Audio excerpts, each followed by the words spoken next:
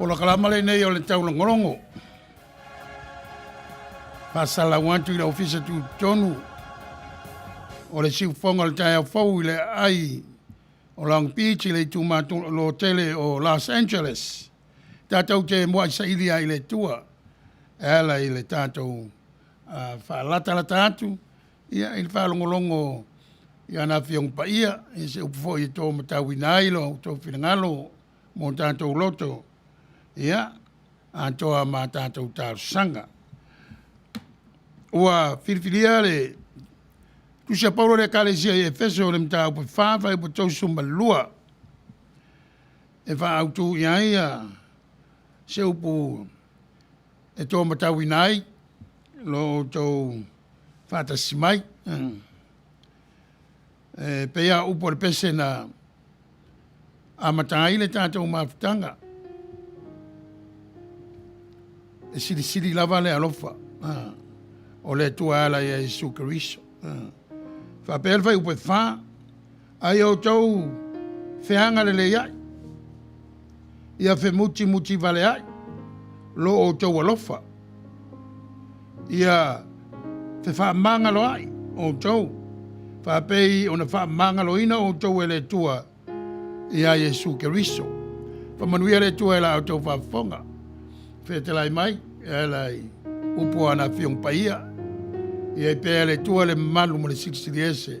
Le manuia o mulava nei masa o mai whavau lava. Tato ia le mai tau whaingita. O le malo nei o lo mātou nonofo ai. Ia o le awa mata ia whaingo pālota sa ili so mātou taita.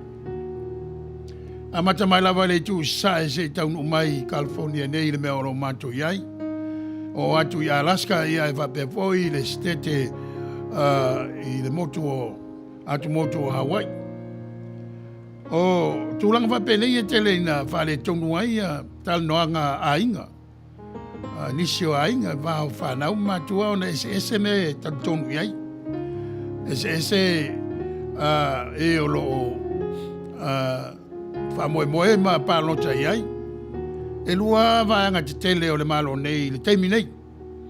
O lo whai ai le tau iwinga ma le sailinga o Sepulona State. O le vaanga ia e tau o Blue States, o Democrats. Ia ma le vaanga o tau o Red States, ia po le Republican. Ave ai whai e tu maua ai stete ia na maua e le Presidente. Ia Trump i le tausanga lua awhi sumlau, o lono winga. E tō lai mai. Ai a whai o la ali ua nisi stete sa maua e le Presidente, e Trump, i le Vice President o Bidens, o lo la tau fituli nei, o lona winga, o le asuia le taitaina o le malo. O ai lava o la tō lai mai. Ia, tal tonu wha mo moe aua lea, a vea lea tūlanga ma mea e iai, ma taua i misai. Ma le fiai lesi ma le taranoa lesi. Ta mai upo apostolo Paulo le kalesia e Efeso. Ai o tau whianga le iai. Ia whe muti vale ai lo o tau alofa. Ia fe whaamangalo ai o tau. Whapei o na whaamangalo ina o tau e le tua ia Keriso. O le ata ato leo le alofa o le tua sisiri ese. Lea na langi inda le pese. E le ngata i lea ia o lea ua awina mai ia te tātou le. Anganga pa ia o lo tātou fisonso ansili. E ngā lua ina o tātou loto vaunga ma loto whainga tā. Ina ia mawhai. O na vei tātou mata mawhai. A lea tua e ala ia Yesu Keriso. E ala i le whatua tua. E ala i le mana fisosoni o le anganga. Ia e lawe ina mataita ina i tātou. I le ala i te tau o na tātou sāwa vali ai. Whamanuia le tua. Pa ia mare malu. Ua mawhai o na fisotai mai malangolango ina le nei whamoe moe. Iai le tali tununga e le umisi polokalama i le nei taua fiafi o no tūlanga o lo whengai me le tungu nei. O lo mato iai le pālota. Ia ai e au lava ina wha taunu tiu te mwhaiwa pe o na fuafuaina. Le mea lea, ia. Ia mau lava le on sai ma le wha pale a la tātou sairi le tua ala i la tātou talo. Sei o tātou wifo ma talo. Io e moni le ali ie. O vi inga ma pese na langi ina. E le ai lava se mea o le nei fuafuanga ma la langi. E pele ma silisili yante oe. Na o loa lofa. Na tino. Maafia mai ma loa le pele o Yesu Keriso. E whaola ina. Whanau a tangata ina ia mawhai. O na lawe ina mai. I le oti o se ma le angsala. A ia taitai nā atu i le while mu ma le anga le leo la fio. O le nei vai tau le adi ie. Ia ele i titi la mātou whaftai. Tu atu le vinga i la fio wā. O loa ao sa lima taitai ina le wha moe moe. Lea wa mafua i o na maua le avanoa. Poto ai tonu o le nei whale whasala lau. O le mea whai ngā ruenga lau e kā le sia e whalau tele ai le whasoa. E ala i lo fina ngā ro ma wailo vi inga. Ai ngā rue ina i pēa o mātou mawhauwhau mura mātou wola whātua tua i la wa fio. O a whianga pai alawa le li e wa mātou i loa malama. O le tai ala lea i lo mātou wola tau mwhai. E au lava ina mātou whaitau pe iai. E au ina mātou whautangia. E au ina malama ai o mātou wala. Mo mātou mawhauwhau. A me se lava lau me alo fasiro le ngang pa ia. E fisosani i lo mātou vai. Ina ia mawhai, ia ona mātou loa. Lau whetalai mai. E ala ia wa whiong pa ia. Whamanuia le nei atunu matulanga o lo whenga iai. Maisi o sa moa e lua. Whenga iai fōri sa ilinga o taitai.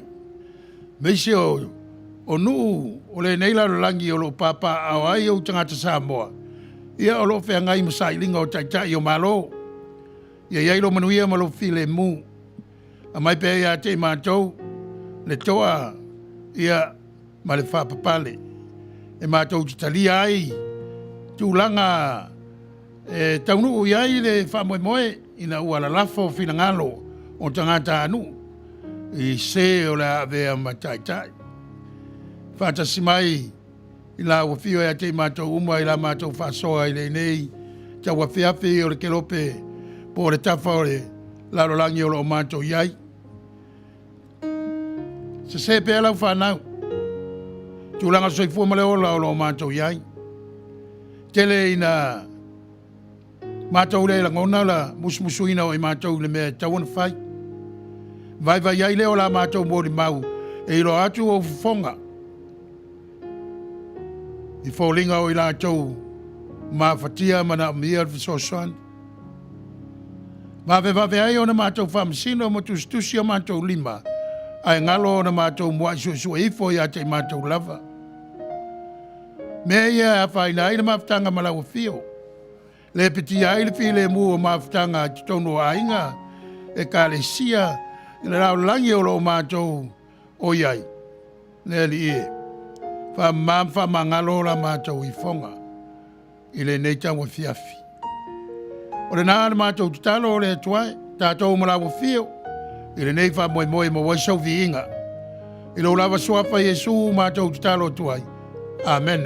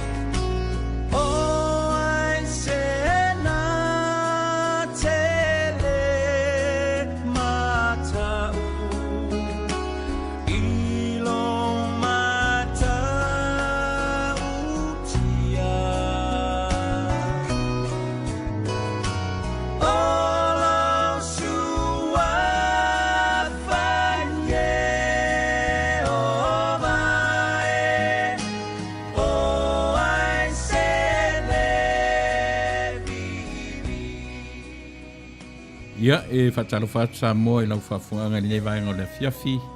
O lea ua luas fulmiunti te ele tūlai whai le fiafi California nei. Whai e fo i la leo tūlau whai ma whunga tau mōri moni. Sunga i li whai whiau, sunga i whawhenga ia Sepulona Tanuvasa. Ia ma le polkalai masani, Taulogologo ia sol e fiafio solua te tasi. Ia a ole ia nga ia tu le tautua lau si whonga re tai a fau e ala i le longo pui ali ina o tātua atunu i so se ta fore nei ke lope. Ia e mate mo i whatalo whati ate o e sa moa i le suafa manu malo o tātou mataisili. Suafa manu malo o tātua li i me whaola ke riso Yesu. Ia e tusa o lona ngale lei whasoa. Ua fuai o no tātou o lia le nei vaenga o le aso. Ia e manatu o le a se taimi, ia o na tō laulau ina fo i lea o le mata o ku tātou te anga iai. Pei lava e anga ia i le taulongolongo i le soifuanga lau tele, ai taula lava ia fionga ale atua, e na te wha matara loto ia te oe mau, ma i tātou uma, le tā ua o le wha malu mai o aoanga le lei o le atua, e soifua ma owola i leo langa nei. Ia se taimi, ia o na toe tari watu leo tātou. Salonga i le taitai o le pokalami.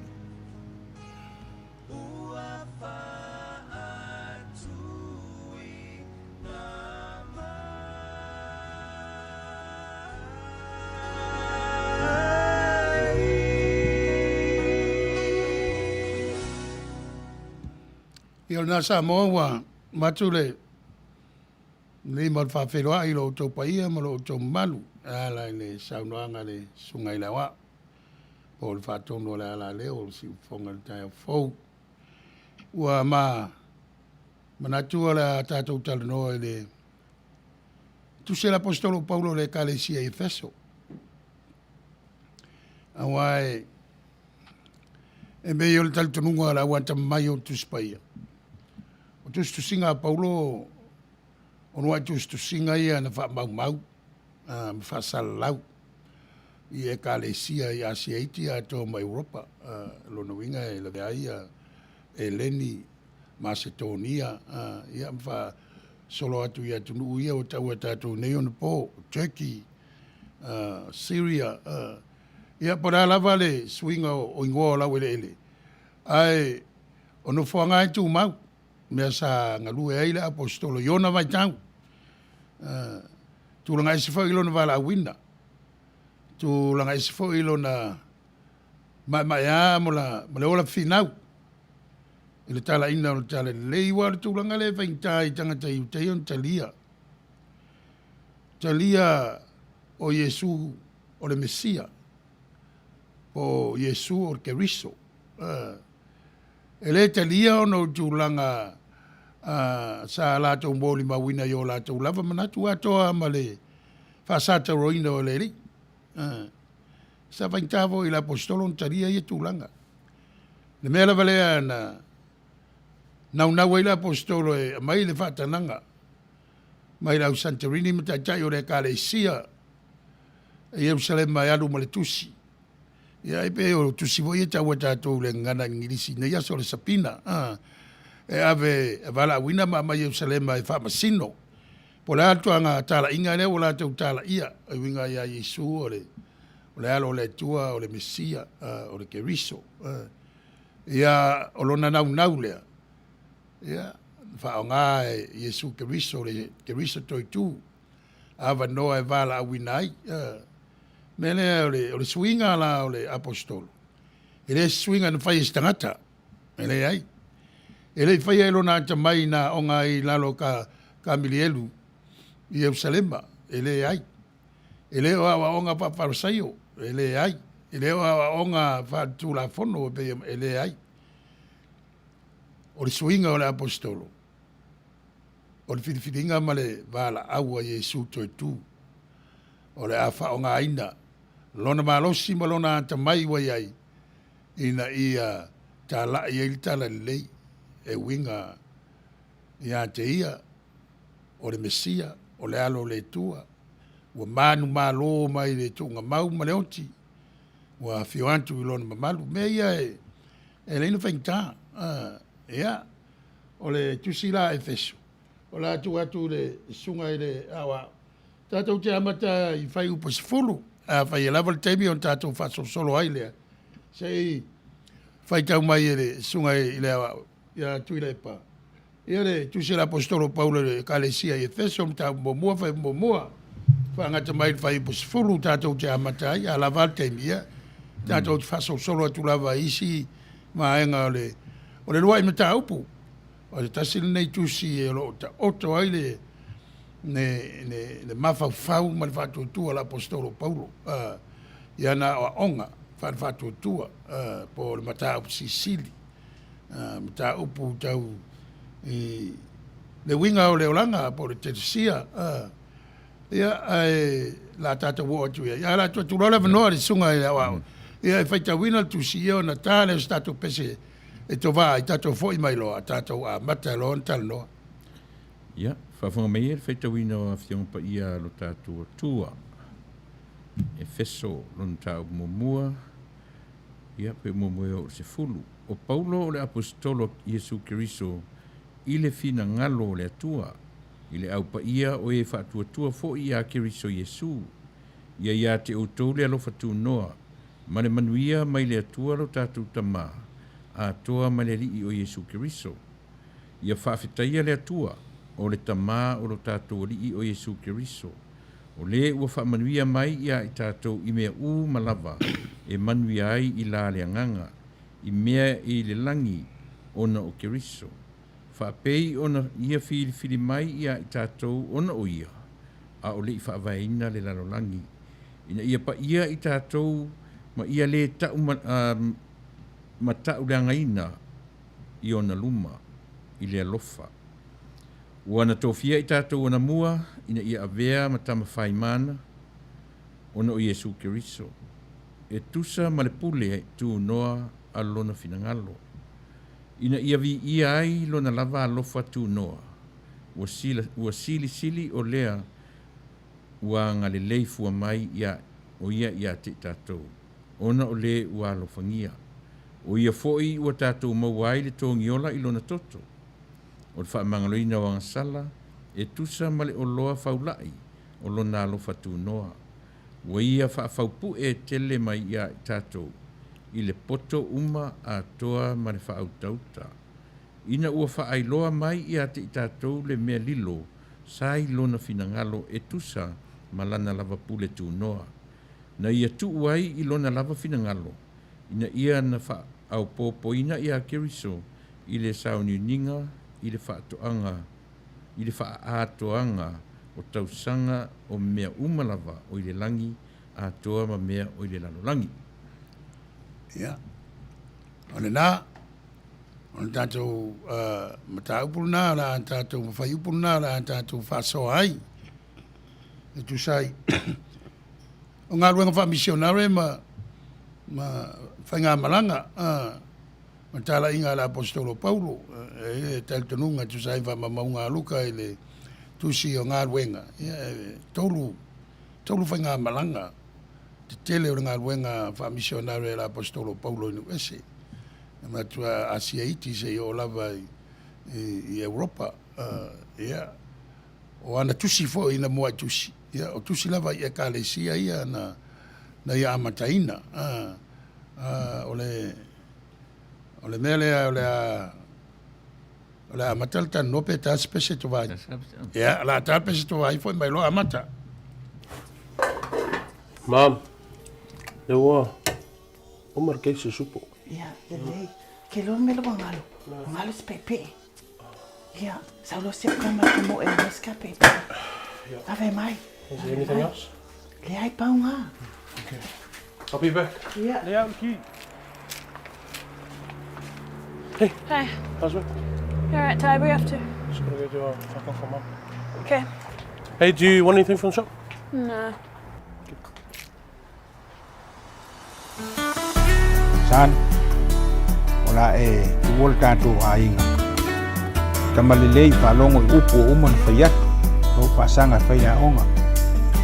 Tau mwhai awal whabai tele. Tau anga whailau te talo I le tua ia so uma. Ao ma le pō. Le whaatasi le tua ma oe tātou pese.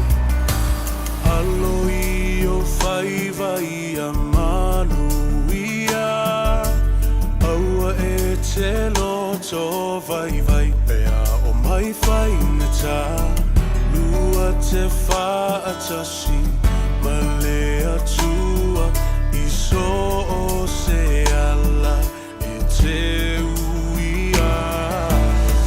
No uatali ia e whaalongo mai, ila une upu o le awhai. Ia e no fusauni, awa e te solo muli, ila o whai unga ua whai. O le lalo langi nei, e tumu I mea masi, e te le whao so songa, e vai ai o langona, ia e loto tele, awa e te fefe, aluma le fia, lo uatali e Manuia.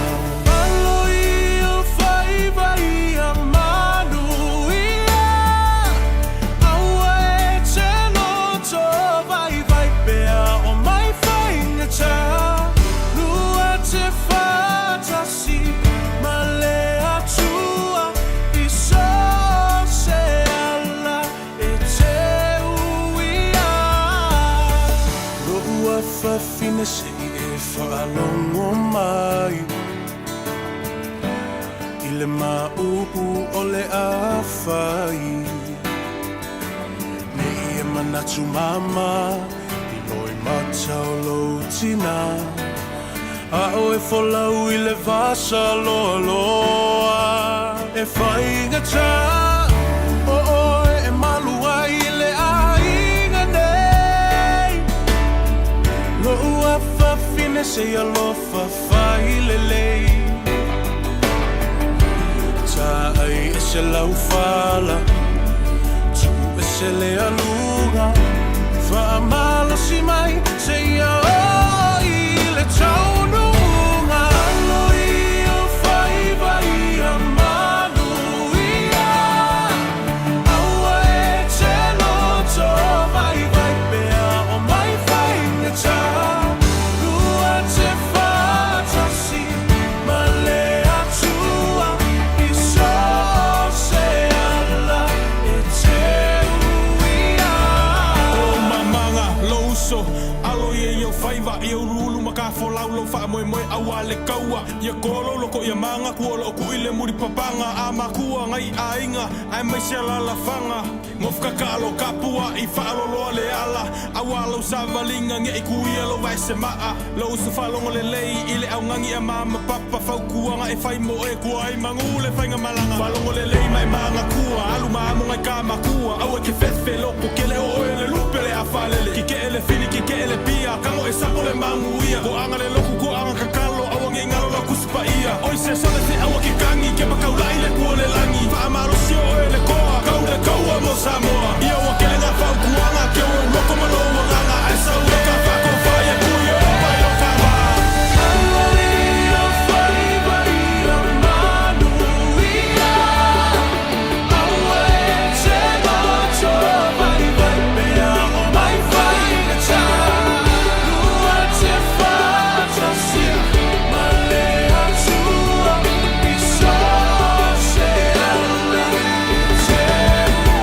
Yeah.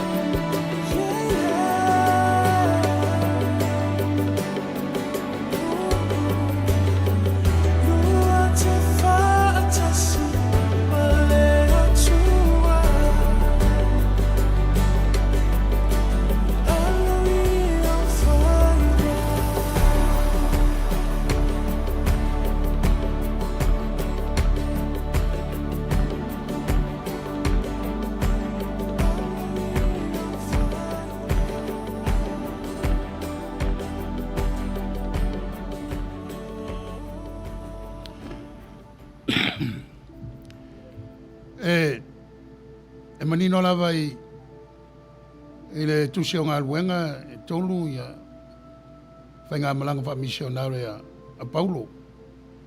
I lau whai tau ma pei o le whainga malanga mo mua o lo alu va ai tūlanga o lo o iai le nuu ma le nuu i ku Peru a meseo Asiaiti. Ona al malanga na ruese ma Antioka e Suria to e foi mai ai o malanga lona lua malanga la le e taua lo vai fina nga o fela tusi na mo tusi po le tusi le nei o Efeso ia po tusi le sa tato tala no ina ile vai aso o tea ai po fela le tusi na mua ala na mafua no eseia fale aonga ma faunga o la wata mai o le whengang fau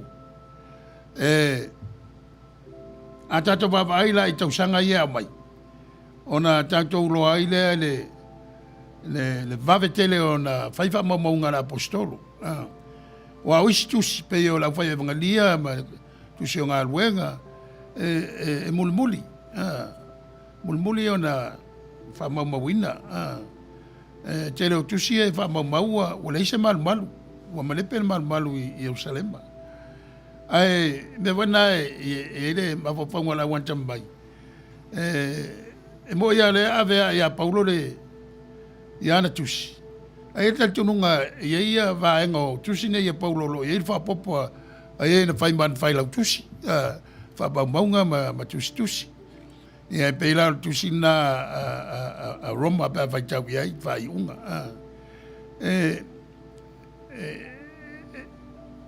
taua tele le au susu o tus paia tulanga ia tulanga o Paulo o lo a mai fa mua o ia na tusia ia le tusi Filipi ma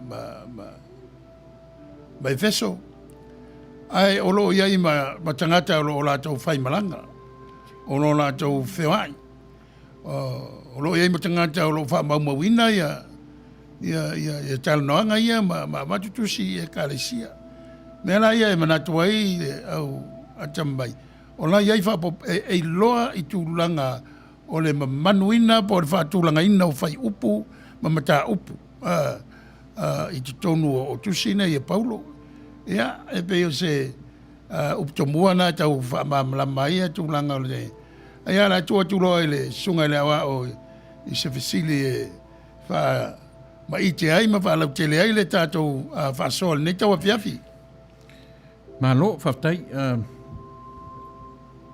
ia o le famtalainai o le tu o le mata fesili fa tu spa ia bi e tala ngai malau sunga ni fai fiau wa o ana no titilo i vanga ia no ngana ia o titilo le ala bala te pe matar tu si te fa lungo o pule apostol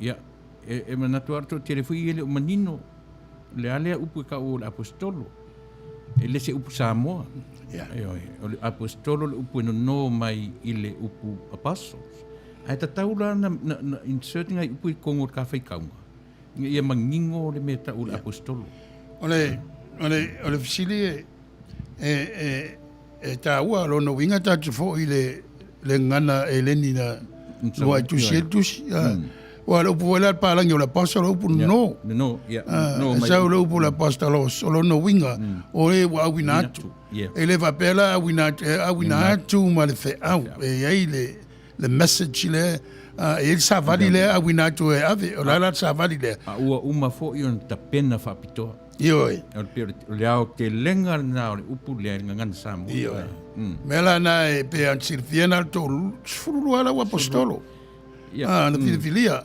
o yuta le al falata ia le na sui e matatia le vili a Paulo ai pe ona fai tu le uptomua o Paulo ai tu sai matala fa maua al forma yo luka ile ngalwenga le na vala wina ina wa le tu le loa ia e wala tu talia ia tala inga Yesu Rai alu e tūle loa e le teletongu manatu whaatasi ma tai i Jerusalem. O tangata ia o lo tau whai e sui le lotu, o tau whaaleanga le lotu. Tūlanga na la tau masani, ma soi fua e ai. O le pēn vat, o le whaintane i tangata i utei on talia. Whaintane talia Yesu. Ona o le talaanga o Yesu, lona tuputupu ai. Mo lona aluatu i Jerusalema. Ale me hale tau la malama ai. Me aia o va venga ma o ngaleli. E tele ai na lui ai le soifua lo ai tai o le nu Jerusalema. Me ale na la yana la tau faia le tonu ia tasi ai lo la tau manatu. Wa tau na oti tangata to tasi. Ne awane ia faina le wala vai pole mal va Roma ola e va ai Roma o pulea ia la ele o Palestina ia la vai pole ia tai o no la tau pe o vai ngala o staulang sili o la tau fa sino la Santorini ia o le tua inga farseo sa tu kaio o la e sene tele vaenga e vai la vaenga sort te la tau la we rota ia o ia vaenga uma o lo tamo fai lava sa ili po feo ta oto ai le finangalo le tua malon fa di mai o le lava va tali le mesia a le tau no mesia o fa velave e le se mesia pe ona la to lo ai le winga le mesia ana o la to va ai se toa mata mai ai kupito pe o farao a savadi ai fo tangata tasila na upu i fo tangata ia pe o le tupo Asuria pe o le tupo o Papelonia pe o le tupo Suria ia pe o le tupo Alexander Sili o Eleni ia pe o Kaisara o tangata uma ia o se tangata va pele va moi ai ina ia sau e tuli ese ia le malo Roma ai toi fa ia le malo Tavita pe ona ia na mua mela le o le telton wai ale o tau nu le tātou a whātua tuanga whākeusian. O le misia mo ile ale tu tau nu. A o le misia pua ngā tia pe o na walo ia Isaia. O le misia le eisa no fua whātā vale vale. E le eisa na son whanua po se whaalata pae pe ururi e tete ai. O le tangata lava pe o e ma na o sau e matua utufia le mana o le ngang pa ia. Ia e mama lama i tusi. Mama lama i tusi o tula fono. Mama lama i tusi la perfetta. Mama lama i salamo. E leise mea, e leise maa o ia ma nga uma o taltununga vai te ele apa ile ima fuli ma wawai. Ia e pe o le so na tira tulanga se la le o Paulo. Ai vai o le mele o sui ai lona ingoa mai a Saulo ia Paulo. Vai ta fasoa. O le toa ingo Peniamina sa wele lo tupu o Israel. I Saulo. O le toa ingo Peniamina sa wele i Saulo. Paulo. Paulo le sui ia Paulo. Ia. Vai o le lava o tula mai. Fa pitolo no vala una. Ia vai lan va pe ele tos fulu wala la apostolo tos fulu. Ai vai va pe ele tos fulu to tele la fa tu ape o to finga va pitoa ia. Fainta ai on talia Paulo lenga o le numero sfulma lua. O le numero lo filia. E fai mo sui o tua inga sfulma lua. O Israel fainta ne. Ia ne lava Sao Paulo. Sao Paulo e failta la inga ia. Pe voi on faile lo fono i Jerusalema. Ia na ai Paulo ma panapa mai la tau e fa malama tu langa nu o tangata nu ese wala tu talia le tala inga ia Yesu Keriso ai o tu la fono ia wa ve me mafa ia o fainta tangata nu ese ona o pongi ma fia ile tala le ia Yesu Keriso aore o tu langa ia tu singa Paulo o falo alo ia fa ta lo fa ma lo fa tu ai tu sai o lona fatu tua malona tantununga vai mana ia upuna ana e amatai. Paulo la apostolo a Yesu Keriso. i le finagalo o le atua i le aupaia o e faatuatua foʻi iā iesu keriso iā keriso iesu ia e iai le e voi winga e mafua ai fitunaʻi i le tusitala le muamua keriso e mulimuli iesu pe muamua iesu e mulimuli keriso ia e manaia le taupulu tatano ai ona pe le tatu e foʻi mai a Efeso saʻili po ai le tusi na muamua e pei o le mafuaga na tatu e se mai a Tesalonia ae faitau ese uma lava le ʻausaʻili i laʻu lea titilotu i ai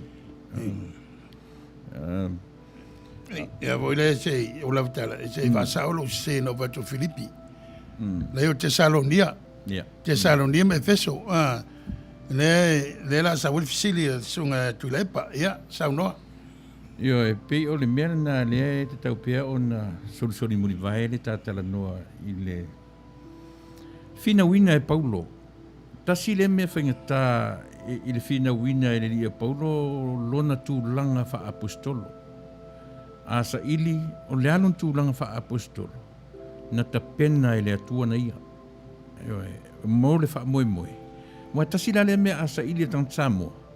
Ele o Peteru na fuai le o atur tala i Samoa. Ele o sisi au le uso. Paulo tangata e a fuailo na sua fao le apostolo por tangata na awinatu inu ese. E a fia ilam tato. Ai pe o le na le fesili la usunga le whenga. Ia manino si vai sua lea.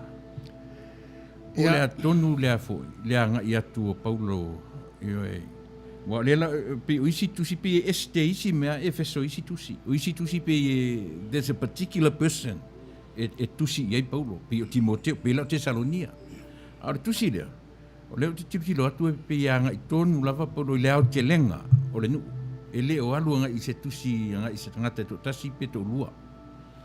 So iaila le fa moe te le lava le tu or mele. Io e te tau ono ta fa so iai mo sirfia. Ia. E mana ia le fisili. Awa ele o tasi fo sfina ngalo la wa tamai. E po fe tonu tu sina moa po Tesalonia po Efeso. Pe on fa e whanongolango a susu e ngara wanta mai i le tusina ma le whata o toina o le tusi i upu o lo whao ngā ina ia a toa ma le ngangana o lo whausia ai le tusi e lo te tununga le tau tele la tau te le talia ia Efeso le tusi mua to tele la e tonu o Tesalonia le lua tusi na tusi ai va vai la imtap sisili na Tesalonia ma imtap sisili i Efeso ia wa Tesalonia na e va lo tele ma papa e la apostolo no tele sawanga a ola na mafatia matinga ina tangata la le sime fa moi ele toi a fia fa lua mai o leri na ole na yele me tupu la le ngalu lua isi au na ole talo ma ana pongi ma fatantani le na e tamfai ale apostolo e fa sao lei lona manatu le tulanga e toi fia mai le li o le toi fia mai o leri ia o le taimi ana na ole tua o le au fatu tua ia ngalu lua pea fina pea ele tu la fo ina ina to ele anga le o le tua le mena a umana fai tau tu sia Paulo ia me va tu sia a Roma o lo matua fa mala mai tele o mta upu e winga le ola fa vau ma liu ma le oti ma tu ma la vea mta fai o le fa pa ina ma le fa maina o la cristiano ala ya Yesu o te sile me o le tauto ile tu sile a Efeso o le avea o le watu tu am tam fai ono Yesu Keriso Vaaila ia, e pei na mai le vainga resi awa mai o le whengeng fau e whinau mai ai. Le tūlanga lea, e pei e mua on wha malama le tūlanga lea. Ai muli on wha malama le tūlanga i le toia whio wha rua mai o le ri. Le wha peisi le ai o le ona le sauanga ma tūlanga whaingtana whengai ma le rua i a Kalesia. A me se lava le Kalesia i Filipi. Sa velo lātou whātou ma lo lātou mōri mawina o le tala le lein whātai ta inga i le tele o e Kalesia i Macedonia ma o lea e mafua ai ona manatu isi o i o le temi o lo whengai le taumwhainga o le rua e Kalesia o le mea nae e lein whai mai le apostolo e le ai e le o ia e le o le maalosi o le wala wina o le Kalesia i Filipi ma e Kalesia o mai Asia iti ma Europa e le o le upu na lātou wholofola ina le mana o le nganga pa ia na ngalua ina o lātou whātotua o ina ta oto ai lo lātou maalosi na o mai e talia le tala le ia Jesu Keriso o ila o le tala noa i le tamawhai adoption i la matanga i so e tofu are le whare aonga mo na mawhawhaunga ai pau le mea e tātou te iloa whea ea ngā i ai o le lautelenga o le awata mai o su o le whengeng fau o tusi ngā paulo na mua po o Feso po Filipi ia o tusi aia na mua tusi mua tusi atu ilo tusi e lau whai e vangalia tusi ngā ruenga tusi e whamai o Luka ia me se foi o le whaalinga ia ma isi tusi e le o manino le o tūlanga pero tusi lea o e Peru ia ma tusi e Peteru ma isi tusi la iti nai i te tonu o le whengeng fau mana ia la tāo la tātou sin whaitau i tau i whai mua ma le lua o le style si ka kilo le style a Paulo i le vaenga leo pe o le a mata i lana introduction le la whai mai le tusi o au e mua lava wha amatala o Paulo o le apostolo a Jesu Keriso i le wha amangalo a le atua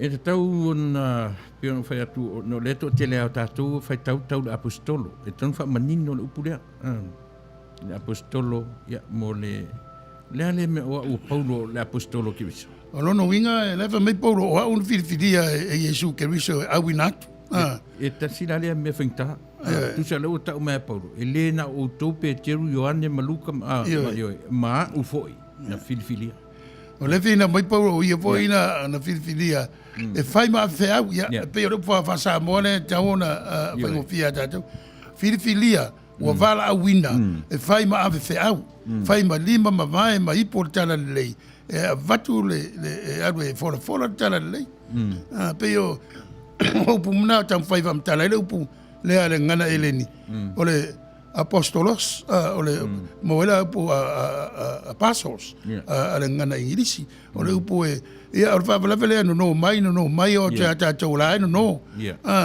ai i lau tantununga upu ia o lea tau mai tu so o Paulo o vala wina o vala wina a vea ma ave au e ma moli atu le tala lei ave fe au o la fe au o le tala lei e vatu ina wese an mena le fina mai Paulo o vala velave e fain tai la o apostolo ia to sfulua ele ia Paulo ele maftanga ele amtanga o la fa sai o Paulo me vai na tau mea Paulo a tatou tal noa tu la fono ia o le champini o tu la fono o le Peru sa e Peru o le tua inga o Peniamina a matalon fa matala mai le yanga va o Paulo la matana claim rights or going yo la kawa ku le ia le fa kawa for ni aposkolo a kongo ko ke vai maulalo ai o winga masangia yo e pe vo yo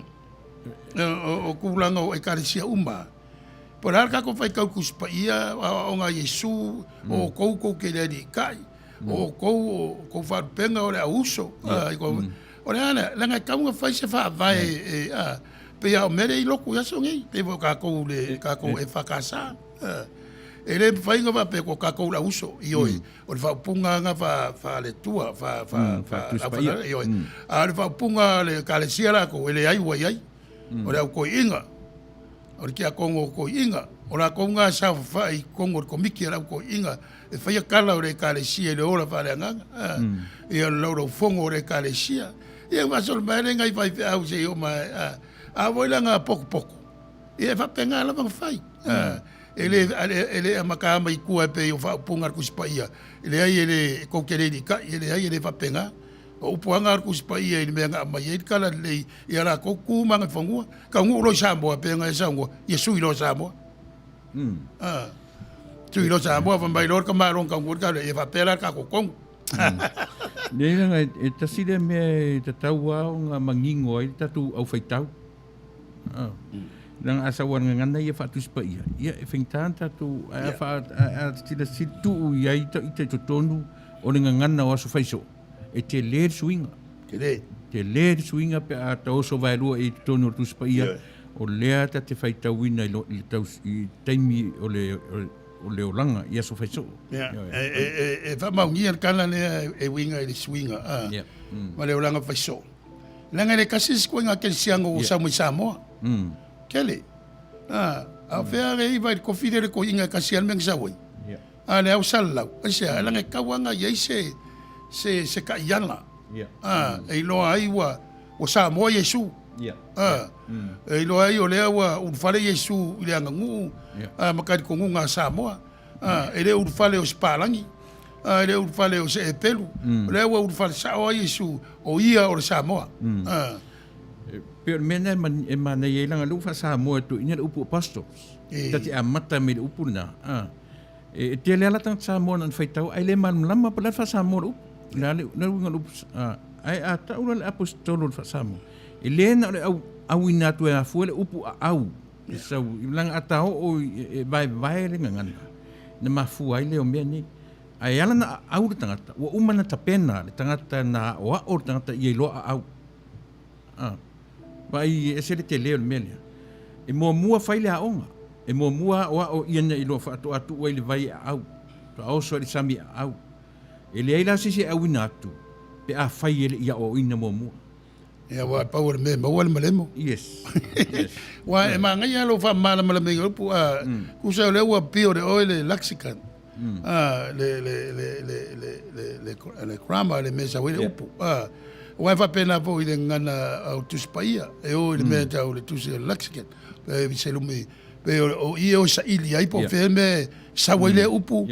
Ai fa fe vo no fa ngana upu le ngana por ngana Eleni, por ngana e Peru, por ngana Latina, e sue de faungaina, ele yo mai tono lotu, ele sau tono tu spaia up, pela mele sau noi, ana va pe ia a tono ngal ngana le sia ngatu pulang, wa vala wina Paulo, a winatu, ma le tala le ia Yesu Kristo, e fora tala le ia Yesu Kristo. O le tangata wa mun tapena. Wa tapena. Wa awinatu, wa awatu. Wa le tasina upu e tele na fafango fia tato le awina. Ale upu la au. A foi tu sai o le awina o le upu le sa o le upu fa sa mo tatu o le au auna. E a fua me le upu lea. Tilo foi le apostolo o le au auna. O tangata awinatu a awinatu. Taua ia wa le puna le fa ngal tu spaia fa mtala ile fa felo lai o le matai male polonga o le upu auna ia o tatou le upu tautua e fa lango la Manuia o le polonga i o le faiva auna i le alofa ma le ami o tonu alo le matai e Manuia ai fa lango le Manuia o le tautua i le fa le tele e toa ai langa le mawalunga o lana tautua e sa wei anu fa manuianga e sa luma alu tua watu luma fa pe voi ole au na le sa upu polonga slave Ia o mena masani e tangata inao na po. Pa wal taimi na urfale le upule o polonga ya Samoa. O taimi pule i tato o tonga. Ina woto ilalo tonga. So se mea pe i whao o tangata. Ia whamai o whatonga pe o kikiti. Pe tulang papena. O tato wai o tautua. O upule o tautua ele se upu fartus pa ia. Ia. Ele se pau upu fartus pa ia ri upu e a inga upu ia tolu. Tautua o le polonga au auna. Upu ia tolu ele se upu fartus pa ia na tautua. O le upu whaaleanga nuu. Na whau mai tonu o tafa tolu le tatana. A le upu ai e polonga. Male au auna. Upu fartus pa ia. E sau le upu polonga i lunga i le upu poloa inga. A le upu au auna. E sau le upu awina atu. A awina atu. Vai la manino na upu intai loro le meleanga i paulo i. Ia wai e pe o mele whaima whamanatu ai kupitu. Ia. Mene whamanatu ai le winga o le upu polonga ma le matai. O le tua na ave sea mai le nuu mai le mea na nofo polonga ai. Sa ave ai ma polonga. O le sile ata. O awa onga le tuspa ia. Le lava mai voi venga in fau. I le va o le matai. Ma le polonga. E au na le polonga. O lona manuia e fatu o tua i le alofa ma le ame tonu a lona matai. Wai pule al matai. E pe e ina i vala la haiti lana e se ma le upu tau tua. Ia o ina i loa. Pe wo o ia unga tupulanga e to e fai ele si lominga fau o le. E mea tau te vai le ngana i tangata lo whanga ina le ngana ingilisi. E alu pe el wha le wina ina ia mwhai ona mala malama. Pe o tuspa ia o le NIV, ia o le RSV. E mai whapotonga ngā ruenga whatasia e kāleisia, keurisiano o le laulangi, e ngā rue. Ina ia mwhai ona mai whafo le winga manino o upu ia o ngana e leni na mana ngana e peru na matai tuspa ia. Wa tatoa vai tau atua le ia na wai le totele tangata na wawina inga ngana o tuspa ia. Pe o sa so atu le se senga o ia mea. Pe a whao ngala le tuspa ia. Le upu lea o le polonga au na ilona matai. O le maualunga o le matapu sisili nai na. O le matai o lo iai le alofa ma le ame tonu e Manuia ai i le polonga. Malana au nanga. Ia, e moni, te sila fo lau sunga. E mo i fo i le polonga ma le au auna. Ai te le vala. E te le i sini le vala upuna e lua. E le tutusa le upu polonga ma le au auna. A o fo nan tatu whaonga ina i le whaitau tuspa ia. E te whamatala mai ai a tatu ese. O le polonga lava ia, o le mea te whaingalu, te le aiso tutongi. E le aise tau i tasi e te maua. E whapena mo le tanta. Au auna. E au auna tangata e whamumo iera na taui. E iei le tāwini, pe le upure whangata. E iei le tau i o tanta au auna le ie. Uru whale maia i whale urori. E iei le tau i o le. A le polonga lava ia. E le se fa mo olo ia i tangata o le palaina. Se i vanga nale atua e whaia tau i o le polonga. Peo le se ngana upu. Ia, mana ia wai. A su e ale whaonga ina o le upu le i tonu o la wele ele na tusi el tuspa ia. Ia, se whai latu e ngā polonga. Wa o lisi polonga e mwhaia o na lofa ia i anga leilo na matai mo si ilon tūlanga. E itu e ngāt mea oi. E se a polonga o whafo e se polonga o tonu mauta. E pe wha tātou Samoa. E le o whana o tūla whale tonu o mauta e whaifono nuu ai o iei whana o tamari. Ai sau whai mai i mea sau whai au iei tailo iei nei te o se sau tala. Te loa sile atu lau sile fia o le vaenga le o le anganu ia male si mea langa se umai ia nuu ma. Na tu wanga i whanua. Ia, ma la tau tatu nunga. Mene sau whai au iei. Sau whai lano ia le au manga. Ia uitia totele o whanau a tula whale. Ma si whanau tamari. Ai whapito whanau a tamari ia uti tonu o le whale. Ia wale tano awa lea. E whaima wala au mai ia toi ina o nuu ia. ma whaasolo atu po lalfe au e mana o iai a Ia wa ile ma nei o fu momo Yeah. le introduction. Wa o le Paulo, wa o Paulo o tangata na filifilia na o umanta pena e awina atu.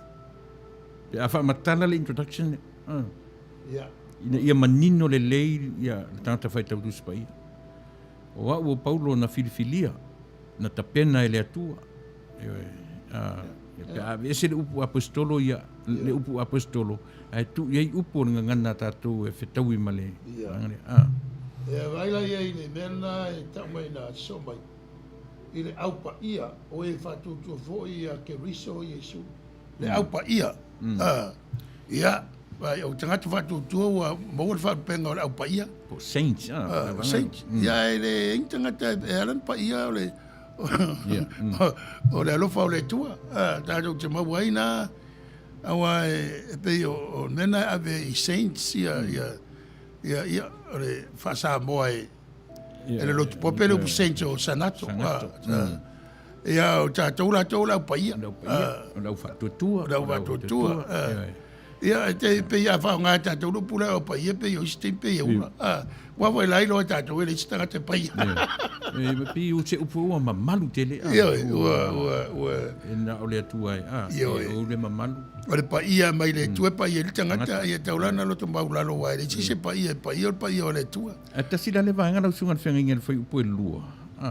I le upu na pi tasi le upu tilo i pe ia lai o na whainga tā na ta lia e tangata e peru le upu lea. Le ua whaasa moa e tātou le alofa tūnoa. Mai pia masani ia e peru ia lato uwhata alofa pa uwha mawa e peace, shalom. shalom Ia. Le pila le ua su latu Paulo sui. Ua le peace la Paulo, ua le file mu Paulo. Ai pe ua watu a watu le alofa tūnoa. ia awai e be o le whasa mona le o whasa moa i le upore ngana e peru sa le a tau o le akape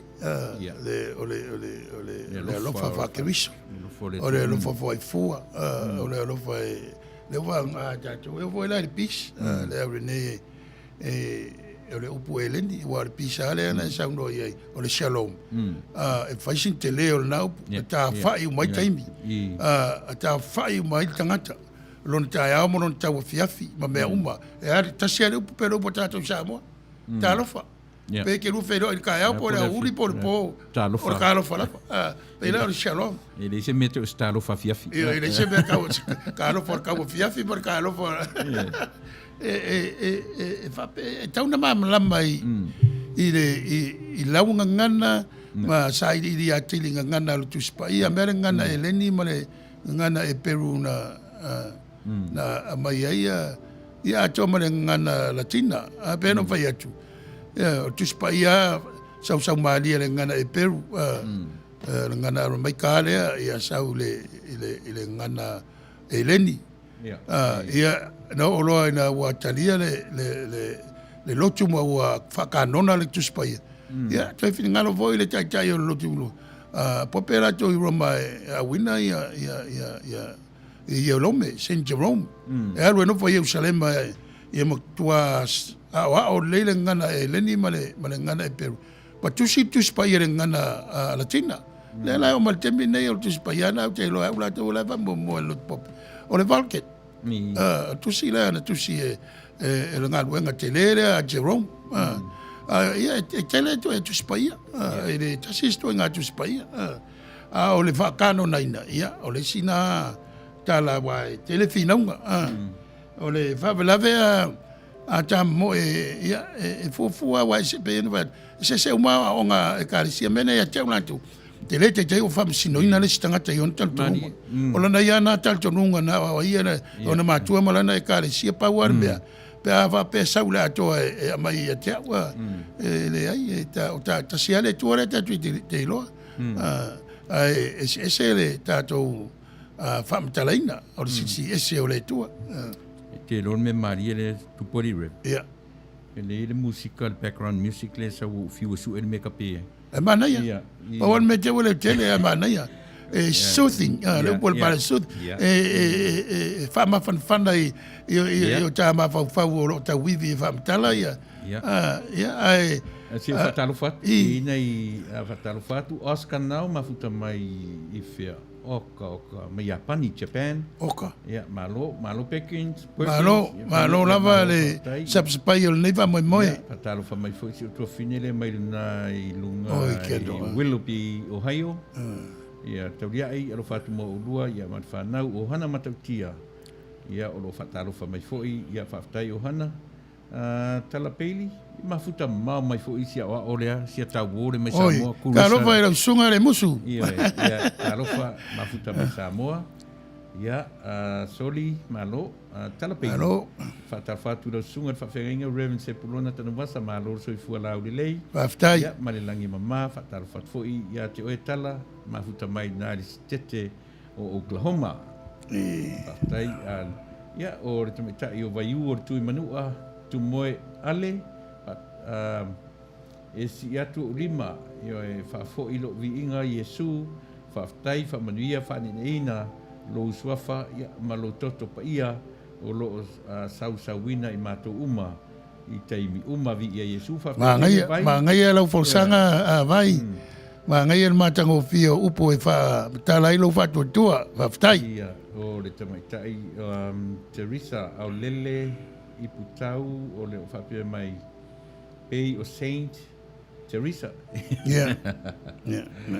Malo, Teresa, ia vai so I fua lau le lei, ia malelangi. Matafi, awesome servants of God, Reverend Tanuvasa as well. Ia, elta, ia whaftai tele, vai, ia manuia fo I nei aso. O aina e pālota I nei aso vai. Se vai sau tala e winga I Saints, ian vai sau tala I pālota. Te I whaungatorale vanga lea. O te Teresa, ua lea ko I aingi Saints, kei mingei whawhenga I roa Teresa.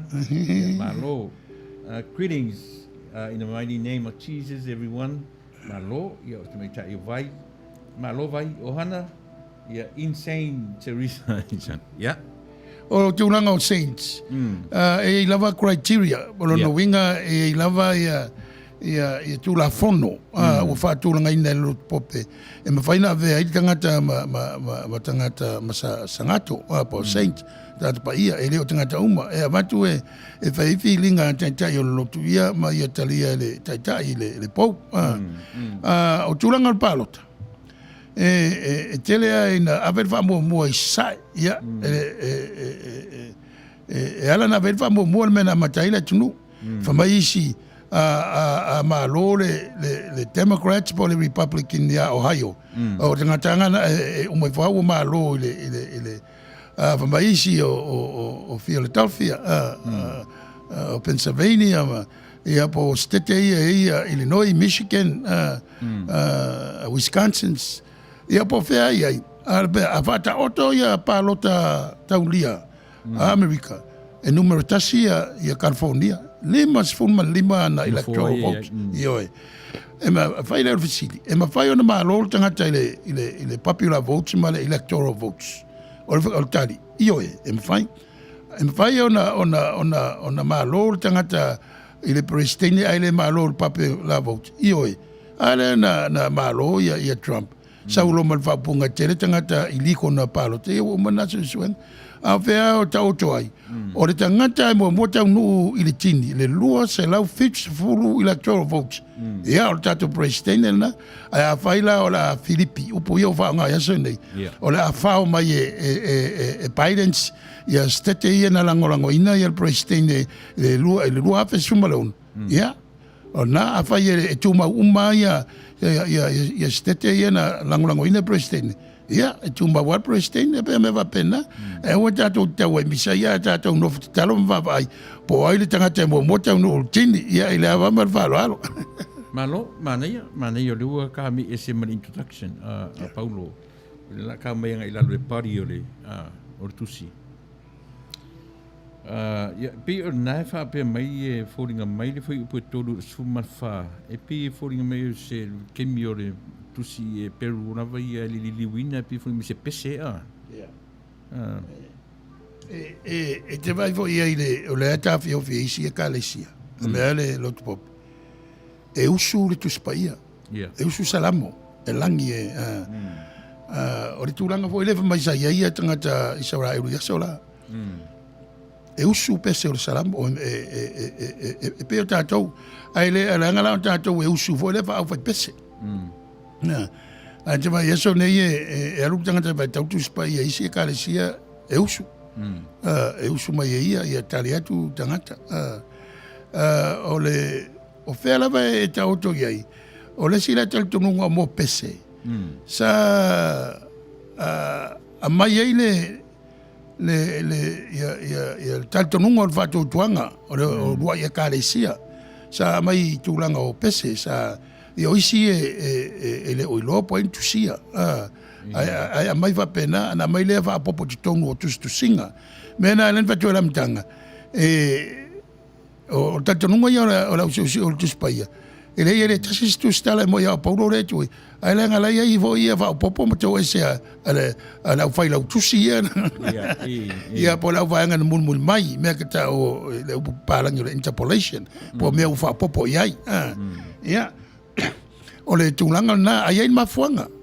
Wa i tauna sui, pe wa me alaina ta sui fa liwina o tus pa ile ngana ini risi lato o la sa ili matau su e po fere upu le leye tal fa unga male ngana inglisi e fa li wai upu le ngana e leni male ngana e peru po le ngana tina pe voi la ta Samoa le wa e vesel upu apostolo wo mun fa mamlama a we tu wai la upu Samoa tawana ala mana ia e fa longo te fa ngofian mamla mai ya ta wana luta o mai le vanga tonu o sumarfa fu tonu sumarfa ya e pi o nai e fo ringa mai fa pena no fa mtrina o le me alofa le atu o tu ina mai ia itato i se upu fa ngofie fa matala ato ai ale fo me pise pesere me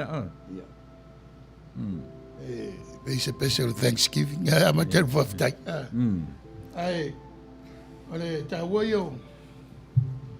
Sigo com mais loucos para aí. Yeah. Al tá eu o upu o lo iai. Vai lá solonga. É a matai le tua. Pai a vou le. O tasile me talia tangata ile amatanga tangata mataudia. O rua ke siano tangata mai Jerusalem mai i la Palestina. La apostolo ma la e la tautalia ma ia mo atu inu ese i utalia fo inu ese. La ventana la talia va pengale o le tua tu taspaia.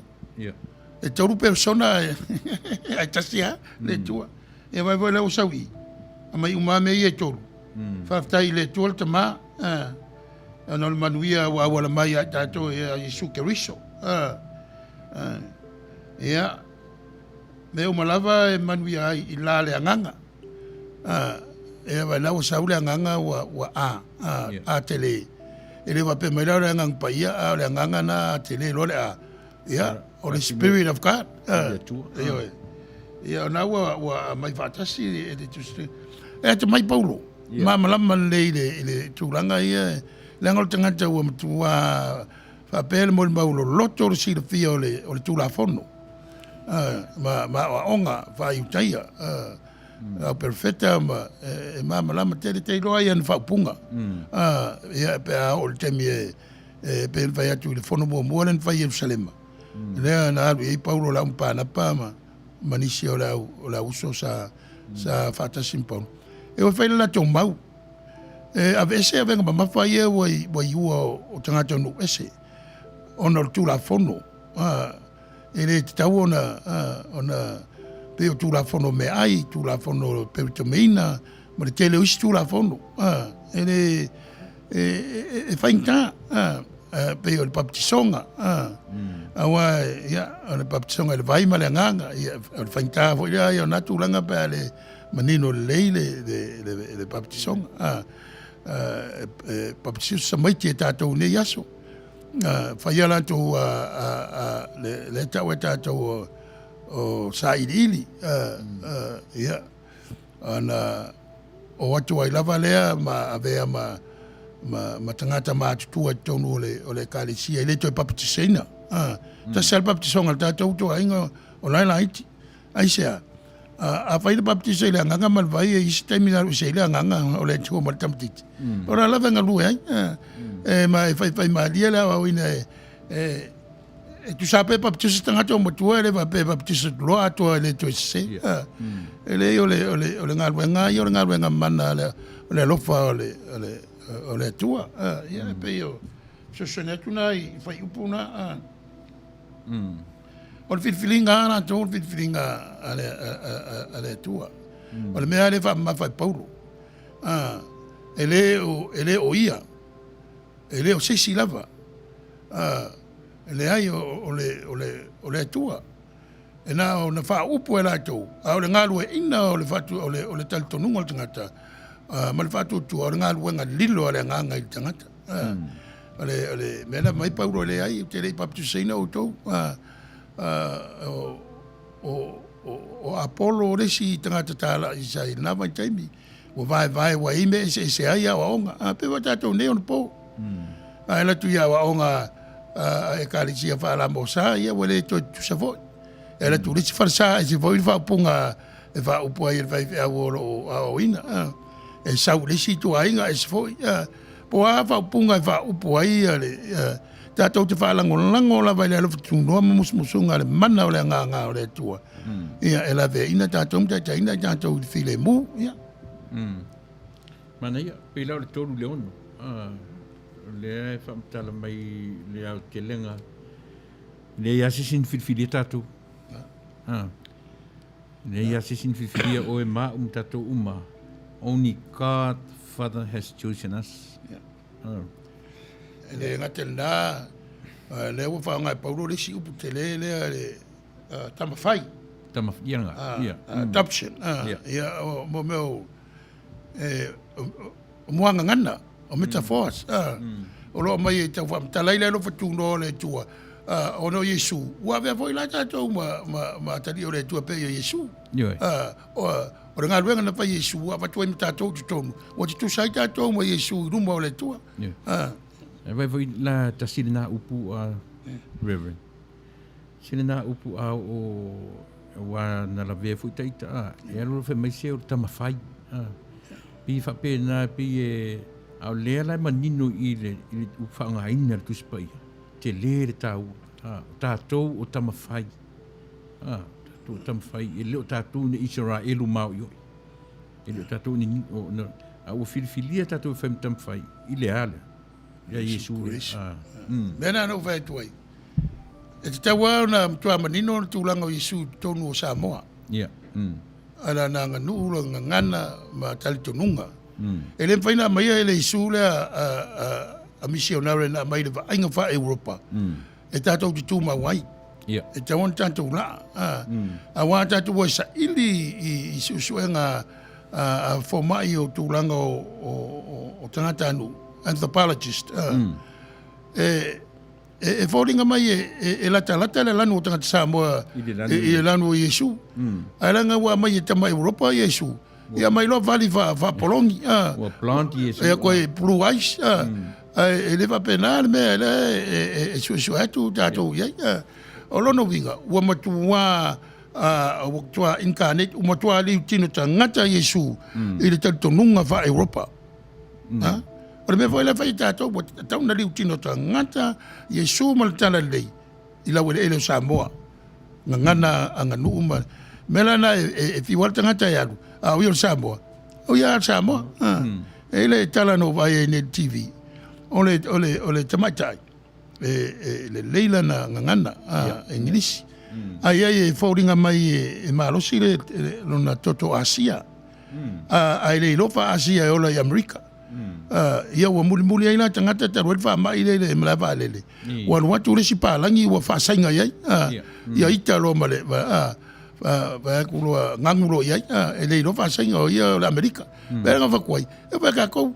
Pula le la ngangu te ngangu ngua e al pālangi e sauwa mai. Ma ngera ngangu e se Amerika. Ina ngā whai o le kungi. Pea o ke whai e i fo i ke ronga. A ma malama le kalwa song piku. Mamalang mai le winga o le upu le kungungi o le white Anglo-Saxon Protestant wa mamalama vo le history politics le kungungi. I le ava malvalo. Malo.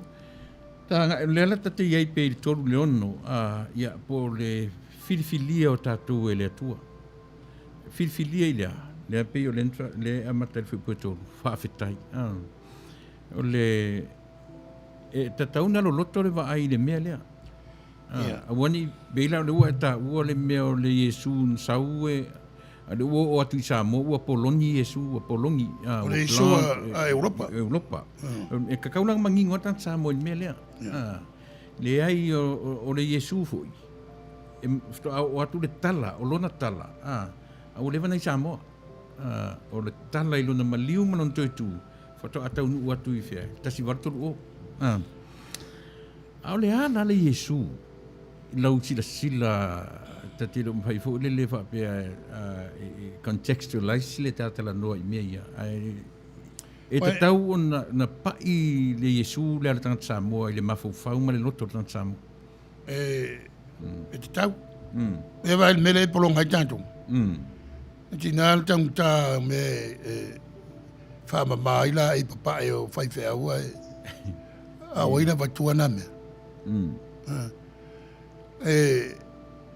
le ipe a faini ni lanu fo i tala fe ngai male taua Samoa ma lanu fa Samoa ole lotu pope wa ngai va penal fa ngo fo patele fa i lanu wa Samoa wala to fa pongo fo u fa ngala e masani Samoa wal mele tanto tuaini e pe ma malu ma walunga va ponga pa fa se vai muri umi ma le veli ma le pa e el watu ale se vai muri umi tu le siapo pour siapo la ve alo ele tala fe ngai la ia me palangi le winga na la tala a watu la fa ta tinonga fa la nga Samoa e pe o me va pena ta won ta tu wanga e ta tu fa fondei ia tatou te o whatasia ma le tūlanga lo e le tunu nei a iei me e se fo o le mea e tūlanga e se tatou o le tatou lavanga ngana Manuia wai mo ia wanta mai a tam whana wala tunu soi fo nei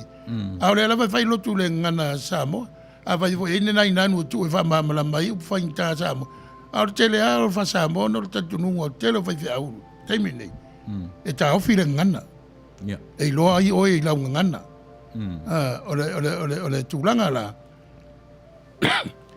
pe va mo le o le singa ruenga le tio sistemi o lumba o le ia o tanga te faie le se polo kala mo renga ngana se umata tala no ai i tūlanga fa pe mai le polo kala e so soani o ai via so tai mai wa le fa nga vo i le ngana inglisi dengan Samoa tam faia e avea ia le tio o le platform po awala e me fai ona awina ai ia lato oe ua fia awina po le ngan Samoa po le alava wai tele o tele me o lo tal no terminei il tanto malo nei la vai fa tele ua o New Zealand Australia mal me po upulaia o le white privilege ona le winga o iop ona le winga o le mea o le racial inequality ona le winga o fafen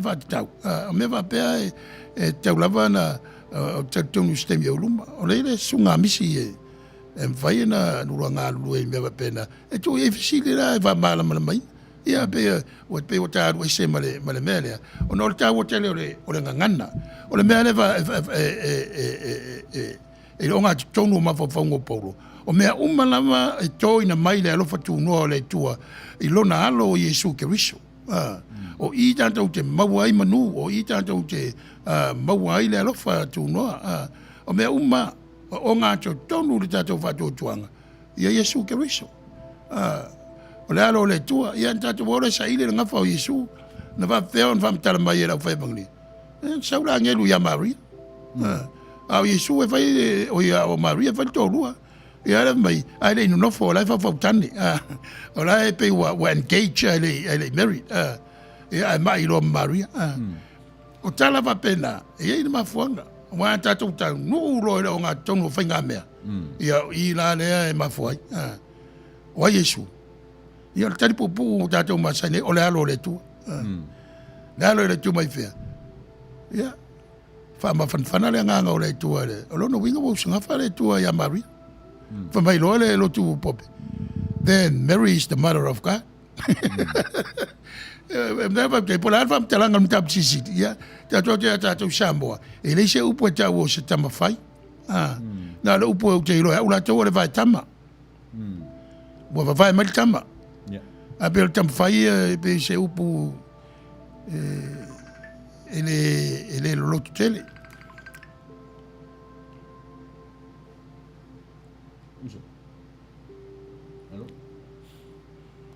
se ma mai le on sai se tali il telefono le Jehova mol mole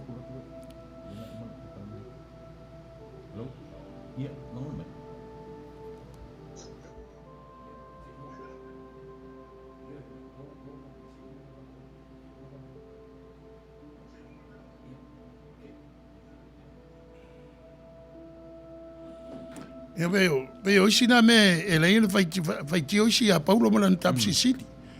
Upu ai o fatotua le tu noa o fa mo Paulo meia o meia me sao le tu tangata a le tali la tangata fa vena I lor tali tangata e tali ana me fai ai le faia o no fia mana o I se tawi e fai o no o tali tonu o la wa yai tawi e fai la e fai ave o por isto o me ai fai le loto ma e le o fai ne jo e me se tawi o fai o mana o fai o me te tau na fai e pe va penale le nganga o Paulo le va tutua o me o fai o tangata va tutua e le va pena fai o mana o sitawi la o manino o tawi wa mai fa o tanga e fai la o manino e le va pela fa lango ina lo o fina a ina e le ma fo na o fia e le fa longo tinga e le fai vo ile va vai le va mtala Paulo le wingo le lo fai le tusi e coronito non ta bo su matolo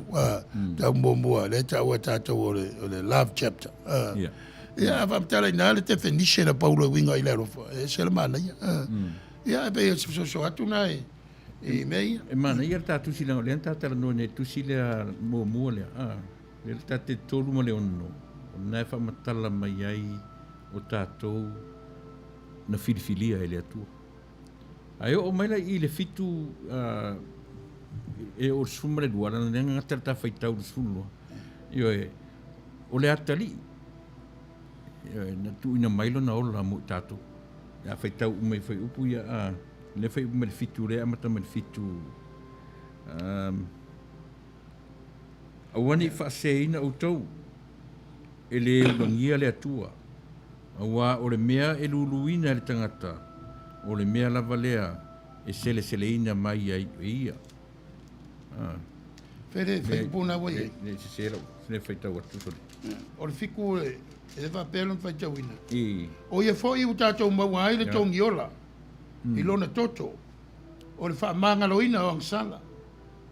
E tusa ma le ola whaulai o lona alofa tūnoa. O ia whaapue.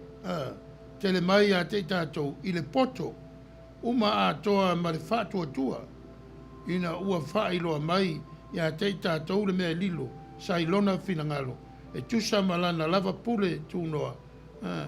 Na ia tu ai lona lava whinangalo, ina ia na whaopopoina ia ke riso, I le sauninga I le whaatoanga o tausanga, o mea uma lava o I le langi, a toa ma mei le lau langi.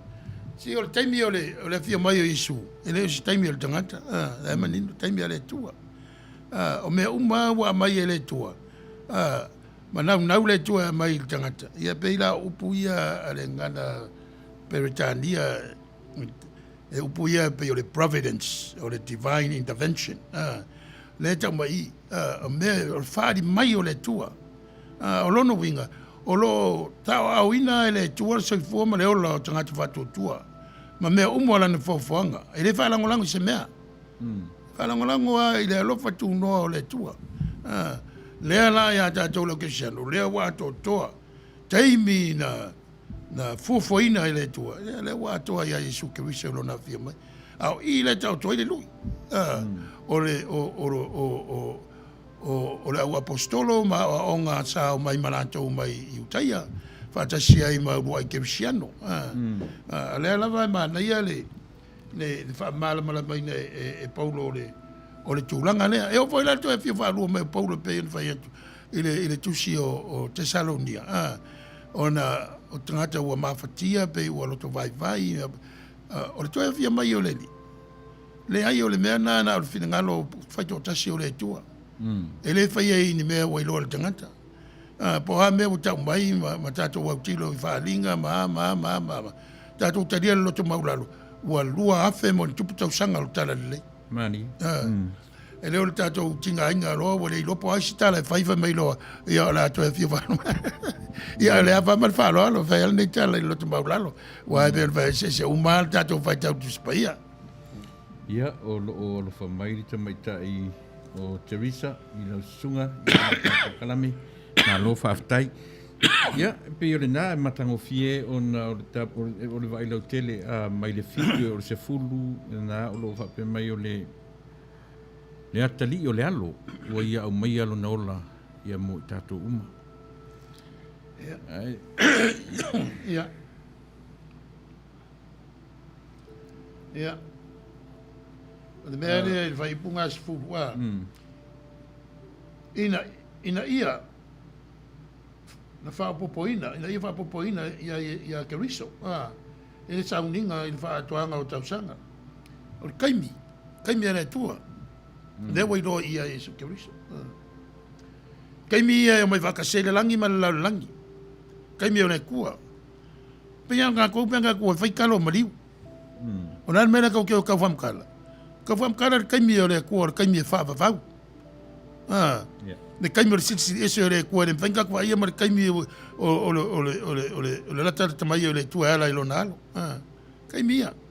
Kaimi o kua whakasi e le tua ala ia Iesu Keriso. Ia. Si kaska pese. Wala kalaka vodka kaimi o lau fongo. Se o interview le ma kasi fu me Samoa. Ia. Len ko bala o mengi. Okay. Mana ka po kalami. Ia fatalo fat fo i le tumaita i o maina fai ai ia fatai lava le felo i mai. Ia si kaska pese ia ona fo melea ia. A o tapo kalami.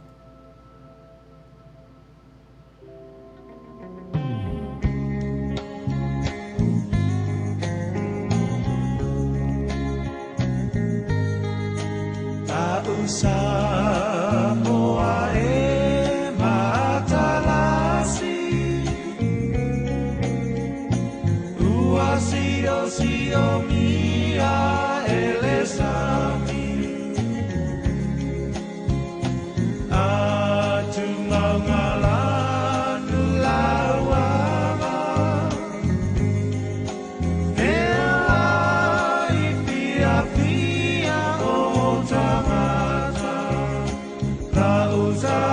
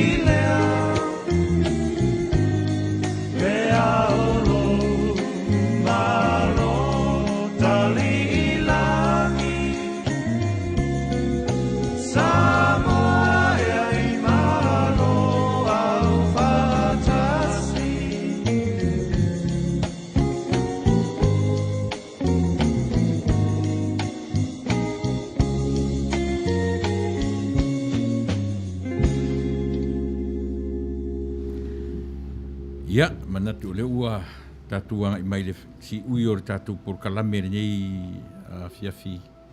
Ia, lea latu e watu lea wanoa le tungan whawhenga. Ia e na te tau whai. Ia e nga ke sama maia le tatu por kalame. Ia mana tatu mta upu mātango fie o le nei aso.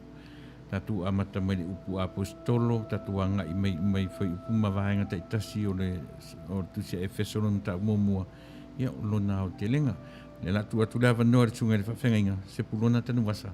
Ia e na te sama apinga mai le tatu por kalame. Ia ma tatu anga i atua i le whai. Unga o ni ngalo. Ia le tatu por kalame muli mai. Ia o le au tau aveina. Ia ona o iei nisi whaataranoanga. Ia ma nisi fo i mai Samoa. Pe amai ar tatu por kalame nei. Ia, o tunga le whawhenga. Ia whaftai mo le avanoa. Sau stemia matu se nganga o le polo kalame ne. Sunga i le wau. Ia ma le mamalu. O Samoa umwhaio na langolango ina nei polo kalame o le taulogologo. O tusia sa whaitau le vaso o te ama le vaso nei te Salonia ma Efeso. Ia, a whai ai awhi naunga la ua tamai o thingang fau. Po whel tusi na mua. Pau mea tutusai tusia e lua. O e kare sia ia na whawaina i le taimi o le malanga wha misionare e lona lua. Ale apostolo Paulo tusai wha mamaunga alfo mai o luka ni tusi o ngā luenga. O le mea wha mapa tatu tana noa inga nei. O le wha matala ina o le upu e leni lea wanu no mai tatu upu apostolo. O lea sa eise manatu o le whatonu. Mana ia pe ana wha Samoa missionare me toi ina le upu apostolo upu a Samoa monia pe o le awinatu. E wha mamlama le upu le au. E awa o mo tangata au ona tuwaida ele vai au ele vai na awinatu ele au awina ma whaatonu ina. Mena tu i Paulo wa o lona vala au. Lona au awina. Ma nona whaatonu tonu ina. Ma lona au ina. O le ngā ruenga lilo na le mana o le tuaala ia Yesu Kiriso le na vala awina o ia. Me vai le whatau ai e Paulo tūranga o le upo alofu tūnoa, tūranga o le upo le Manuia, tūranga o le upo tamawhai. E pei ua whai ma upo e pepese eile rua i e kāresia, e tau loto ina i pēa le, ia wa onga le apostolo, o Yesu Kiriso, o tātou maua i lewa noe whai ai tātou ma tamawhai, po atari whai, awa whina whai o le tua. Ona o lona alo, Yesu tātou tari e le whātua tua. O le mea rofa fo ai fua mai ngaro inga le mana o le tua. O mea umalawa i le manatu o Paulo. O mea e amata i le tua. O le wala awina, ma le tale iaina le tangata o le tala le ai. O le ngā ruenga o tangata i o le folafola. A le swinga o le tangata, ma le liwina o le tangata. O le ngā ruenga lilo na le mana o le nganga. Whai le alofa tu noa o le tua. E ala le tātou wari i whaola o Yesu Kiriso. Ia e pei o le tu whaata singa nā o le tātou tala noanga nei tau a piapi, whapopo tua i. Ia, o whea lava le tua e tāpua ia i e manu mālo. I whainga pālota le tātou mālo, tātou ia wa i nei Amerika. Ia, pau a le mea o ai lava mua tau nuu tini. O le whainu mera o le fitu se lau leo e luasifuru, ia. O le tangata nā o la manu mālo. Al tātou whaiva, al tātou tatalo, ia mawarti le mu, wa tui ma pui uma ia lea ai ma lea ai i tātou i California, i saute a mea lava ia le tu malo e lei. O Beverly Hills o le ai lau i loa i lau lang. E mai tangata ta pua ata i le a ua tua pui uma i lau papa. Ona iei le masau salonga, e iei le me tupu i le Paul nei, e iei le me tupu. Ale o po nei o tai au. Mele e tātou le au keusiano.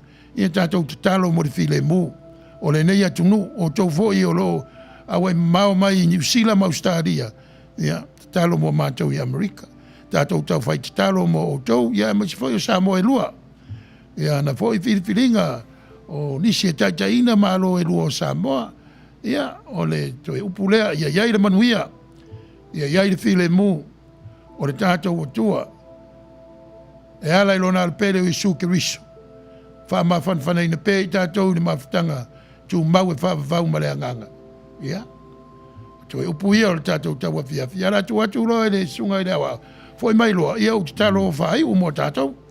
Whaftaitele i lau sunga whawhengainga mō le tata upu mātango fie i le neia fiafi, whaftai le tapena, whaftai fōi ia le tō matau, ia wālawa le whaafonga anga Samoa. Pio le tau apur kalame pi tau ese le titi mai le tele o le tate tala noa ia ngai i tutonu o le mea lofa le atua le tangata Samoa, o lea, o lona si o manga, o lana ngangana, o mea umalawa, ia tau mamau, e se tatu malewa ai whaapalangi tuspa ia.